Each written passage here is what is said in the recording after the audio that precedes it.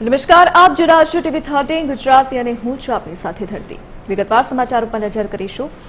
આજે પીએમ મોદીની ચીન મુલાકાતનો બીજો દિવસ છે।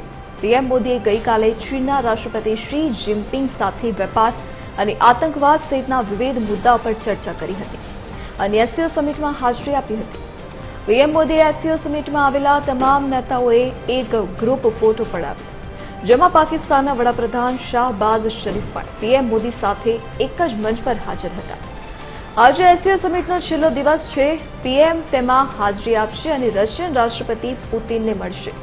આ દરમિયાન ડિસેમ્બરમાં રશિયન રાષ્ટ્રપતિની ભારત મુલાકાત પર વિગતવાર વાતચીત થશે।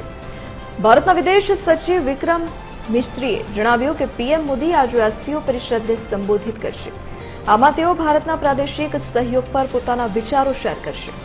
આ પછી તેઓ રાષ્ટ્રપતિ પુતિનને મળશે અને પછી ભારત પરત ફરશે।